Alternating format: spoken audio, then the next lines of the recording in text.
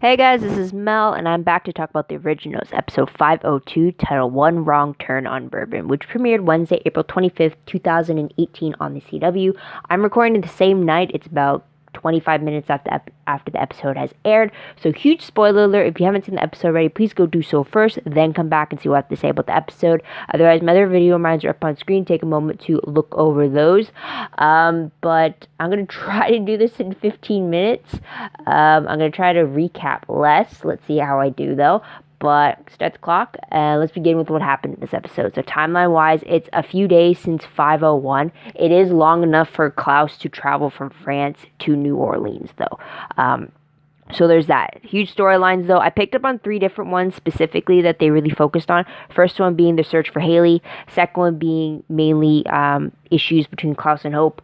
And the third one being Vincent seeking guidance. So there's that. So with the first storyline, we see Klaus asking Marcel for help, who Marcel realizes that Henry is connected to Haley's disappearance, then realizing that Hope is the one that was the mastermind behind all this, which I had suspected at the end of the last episode. I don't know if I mentioned that in my previous video, but Cole gave her the idea, pretty much. It has to take a crisis for all of them to come back to town, and Hope Haley missing is what brought Klaus back to town. So anyways, by the end of the episode, though, Haley is still missing. Despite Hope's precautions, her mom is nowhere to be found now. So there is that, which leads to number 2 with Klaus and Hope. Because Klaus is back in town, we see a lot of the magical ramifications of Klaus being in close proximity to Hope. This time, it's not water turning into blood, but it's now wilting flowers and snakes emerging everywhere. So we see that. We also see Hope refusing to let Klaus leave until she gets some answers. But we find out that in a flashback that the last time that Klaus and Hope had spoken to each other was when she was 9. So 2 years into this separation. And it was because she saw him killing people when she was doing an astral projection spell to go see him. And that is why he hasn't spoken to her in the last 5 years. Also, we found out that Hope has read Klaus's memoirs that he had compelled Camille to write for him back in season 1. So before she was even born. So there's that. She found out about how he used to put his siblings in coffins, use them as leverage, all that nitty-gritty stuff. Try to get a little more insight into her father, as it were. So there's that. Third storyline is Vincent seeking guidance. Because of the whole episode, the last episode was rain turning to blood. Vincent is seeking guidance about whether this is the beginning of the end. And he goes to Ivy, who is supposed to be the best seer in the city. And Ivy does a tarot card reading that pretty much has mixed signals about Hope, but ultimately Ivy thinks it's referring to the fact that Hope is meant to fulfill the prophecy that Sabine had foretold before Hope's birth about her being the source of the destruction of them all. Mainly the witches, though, but essentially that. But Vincent thinks that Hope could be strong enough now to defeat the darkness that everyone's fearful of, which is the Hollow. I'm assuming it's the Hollow. So there's that. So last scene of the episode was Hope, Roman, Marcel, Joshua, and Lucina, and a whole bunch of other people, human, vampire, werewolf, witch, all of them are seeing a hybrid Henry killed with his heart ripped out and hanging from the balcony, I believe it's of the compound, for everyone to see when he was supposed to be cemented into the garden for his punishment for killing Poppy. So that's how the episode ends. So moving on to characters, with Roman, we found out in this episode that he is a vampire. Hope is aware of this. She even forgets that he needs to be invited in order to come into her home, as a vampire would need. So there's that. Also with Poppy, even though she is dead, we do see a little bit of a tribute memorial for her. We found out that she was a centuries-old vampire that Henry ended up killing with his hybrid bite. We also meet Greta. I don't think we get her name in this episode, but again, it's the redhead vampire who pretty much wants justice for Poppy. We find out that she is a vampire that came to town a few years ago, so within the 7 years, because Marcel has never met her before, but Joshua vouches for her from the looks of it. Also, with Declan, we find out that he has seen Hope grow up. He's been to a few of her birthday parties. She's drawn a pretty good portrait of him that he is hanging in his kitchen at the pub. Also, we learn that he's teaching her how to drive. At one point, I thought he was a witch, because when Klaus was about to attack Declan, Klaus is pushed back by magic. So I thought that was Declan's doing, until we see that it was Hope providing that magical barrier around her mother's boyfriend. So there's that. But we do find out that Declan is not on Vervain, which I was surprised for, because Klaus was able to compel Declan. So I don't know if he's actually faking it and making it look like he is able to be compelled, or if he truly is compelled, which means that he's definitely not a witch. He's definitely not a supernatural being then, if he's able to be compelled. Maybe a vampire. Just because Klaus can compel vampires. But if that's the case, I'm very surprised, because if Haley is dating him, why wouldn't she be slipping him Vervain to at least protect him from being compelled, or from being a blood bag, essentially. So that was a little surprise there. Also, Lizzie Saltzman is mentioned only. We don't actually see her, but apparently from the descriptions we get from Hope and Roman in conversation, Lizzie might be a frenemy type of person in Hope's life. They definitely have some tension between them. So don't know the cause of that, but hopefully we'll see that for ourselves. So there's that. I definitely want to see her character and how everything's happening with her twin and all that, and with Caroline as a mom and everything. Anyways, tidbit-wise though, Aurora, as you know, crazy Aurora, she was indirectly mentioned as still being under a sleeping spell. Haven't seen her since season 3. So there's that. Also, we have Freya initially planning to leave town with Keelan once Haley was found, but now she's sending Keelan away for her protection, claiming that she can't love her family and love Keelan at the same time. So there's that. We also have Hope revealing her true identity to Roman. So instead, he usually calls her Marshall. So now, instead of calling her Michelson, he just goes to calling her Hope. I guess he's never called her by her first name before, which is usually a thing. So there's that. Also, Hope is allowed back to school for her protection. Klaus had it arranged with a lark, again, off screen. This episode shows no trace of Haley or Elijah in this episode, so there's no small little snippet of a screen or anything. With Haley, it's insinuated that she turned into a wolf to escape, or during a fight, because we see tufts of wolf's hair among the blood with the coffin that she was temporarily in, but we don't actually see Haley.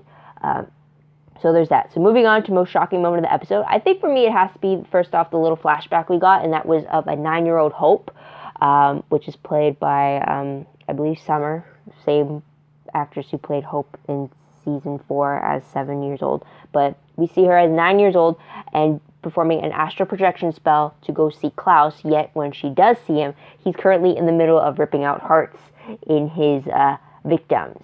So I'm surprised that she witnessed that part of him, but I'm very happy to see that she was able to perform such an astral projection spell like that at such a young age, because in the previous episode, if you've seen that video of mine, I was wondering if, because she made a point that calling wouldn't make a difference, right? But also in the previous episode, we saw Freya doing an astral projection spell to go see Keelan, who is across the world. So I wondered why Hope couldn't do the same thing with her father, and we see in this episode that she did 5 years ago, and this is the source of why he stopped talking to her, because of all that. But it was surprising that we got to see it. It was surprising that she got to see such a bloody image of her father, and then his reaction to that. So that was kind of the cause of the 5-year silence between the two of them. So there's that. But before that, though, we find out that he had sent her letters, photos, all that in between the first 2 years of their separation. So, so probably could have been because the start of his little killing spree to protect Elijah is probably what sent him away. Also because he got the feeling that Hope was trying to get more from him and he couldn't give her more because of the whole, the darkness between the two of them that would have manifested. So there's that. But moving on, top 3 favorite moments. First one, I have to say Klaus and Hope. Just to see them in the room together and hash out a few of their issues, especially on the last time they saw each other, which pertains to the flashback, dealing with how Hope, since that day, she saw this she saw someone who scared her, but yet had the face of her father, and associated memories of him being kind and gentle to her, and yet seeing this horrendous figure of him. And she waited for him for so long to just come and talk to her and tell her the truth, to explain things to her.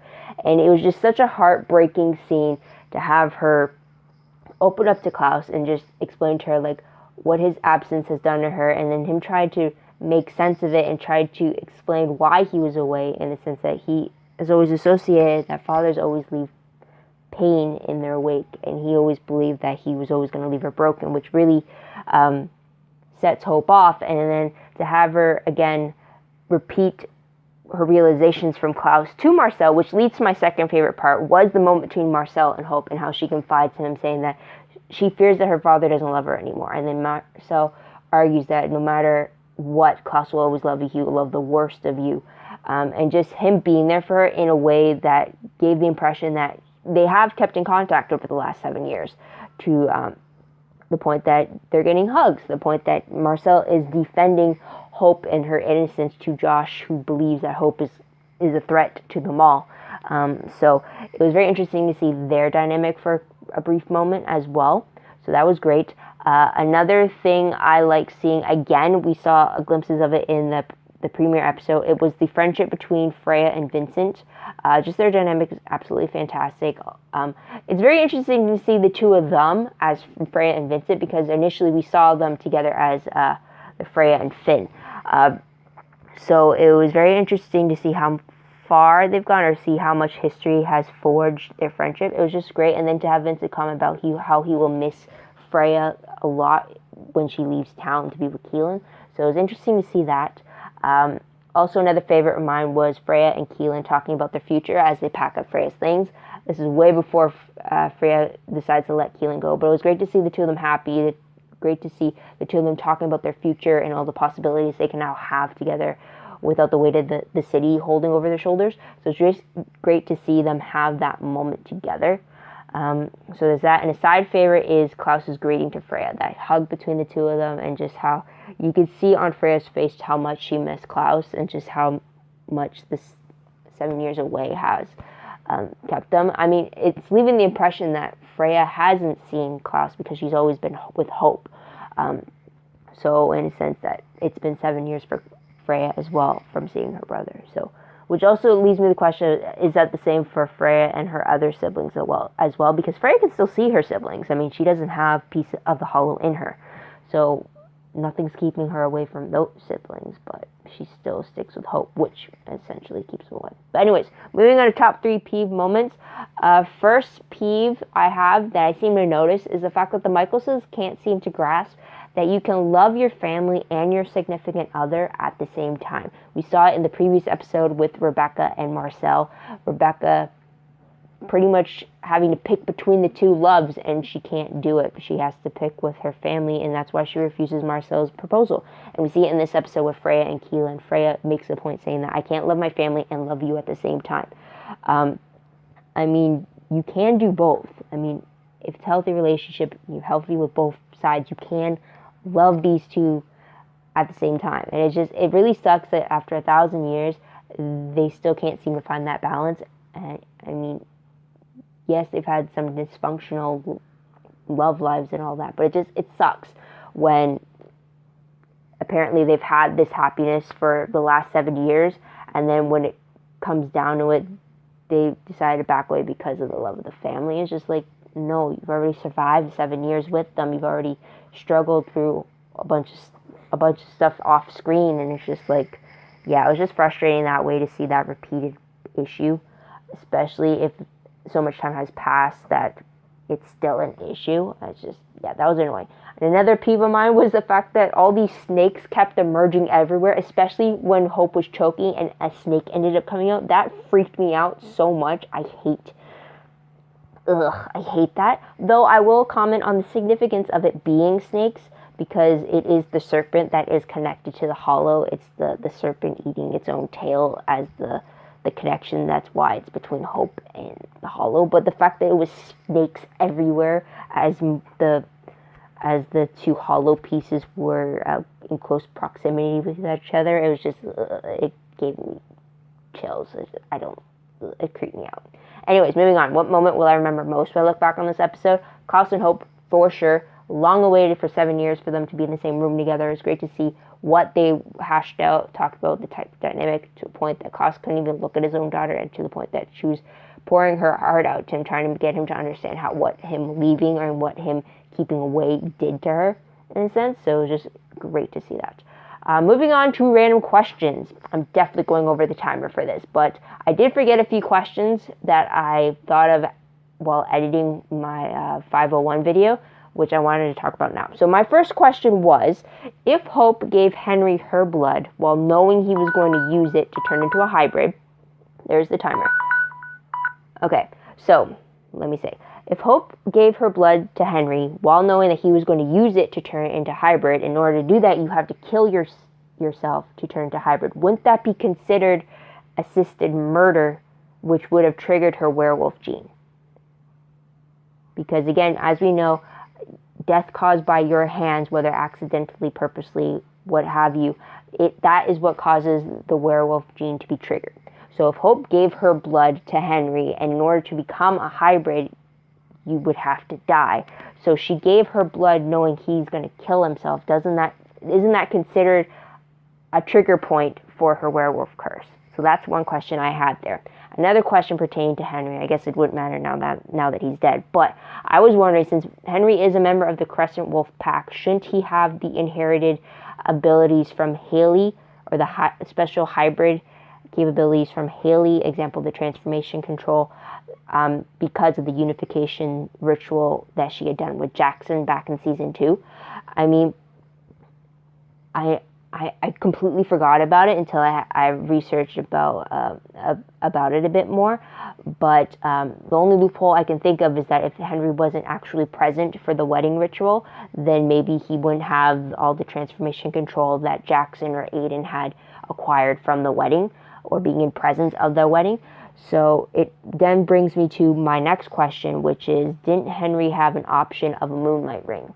Because he was stating that a sole reason why he wanted to become a hybrid was to have the extra strength so he could protect himself. But if he had a moonlight ring, he wouldn't have needed to become a hybrid. He would have been able to tap into the werewolf ability within him without needing the full moon for it. So I was just wondering about that when I was editing my 501 video. So there is that. Now with questions for 502, let's get right into that. First one being, is Henry's killer someone that we know? And wondering if it could be Greta so that she can get true justice for Poppy's death. Though I'm wondering, why would they want to dangle his death in the streets for everyone to see? That's something right there. Initially, I thought it might have been Hope, but then she was on the street with Robin, so that's not the case. At one point, I really thought, what if it was Haley? And then it was just a backlash of the spell she had that had her thinking something else. But now I'm wondering if it's actually someone we know or not. So that's one question there, or a few questions mashed together there. Another question, was Haley taken from the coffin, or did she wolf out to escape? Can't really tell. I mean, the tufts of wool suggest she did wolf out, but with all the blood and everything, that means that either she was attacked and defending herself and she ended up getting hurt, or her busting out of the coffin resulted in her hurting herself, and that's why there was blood. So I don't know which one it is, though, but she's definitely still missing. So there's that. Another question, is Henry's killer connected to Haley's disappearance? Are they the same persons behind it? So that's a question there. And another question is, how did Roman become a vampire, and how long has he been a vampire? Because that definitely changes why he's at the school. If it's maybe recently, it's been a year, or maybe if it's an Elena Caroline type thing, they just recently turned, yet they're still at the age of going to school for the first time, then okay. But if not, then how old could this guy be? Which will determine whether or not I would want him getting close to Hope or not in that sense. So anyways, moving on to predictions very quickly based off the promo for 503. It looks like we get Elijah's journey after having no memory of who or what he is. And it seems that Elijah was the sole focus, or it's at least going to be in covering the 7 years that he's been away from the family. But the synopsis reads that not only is the episode directed by Joseph Morgan, aka Klaus, but the synopsis reads that in the immediate aftermath of having his memory erased by Marcel, Elijah awakens to find himself in the middle of nowhere and without a clue as to who he is. Unable to control his instinctive vampire ways, Elijah encounters Antoinette, a beautiful and free-spirited vampire who helps him navigate his new life. However, a run-in with Klaus threatens to destroy the peace he's finally found. First off, I'm wondering just how far Marcel's compulsion really worked. I mean, we know that he doesn't know that he's Elijah Michelson, but that seems pretty harsh to also compel away the thousand years worth of control that he had as a vampire. So does that mean he's going to have the control of a newbie now or something, or what? So there's that. I'm actually kind of surprised that What's surprising is that when Marcel did the compulsion to forget the promise of always and forever, I'm surprised that his identity, like who he is and who people are, were compelled away with it. I thought it was just going to be like taking the emotions out of the connections. Like, oh, I know these people are family, but I don't feel that loyalty towards them. I thought he was taking that out, not the fact that, oh, erasing your memory so you have no idea who these people are.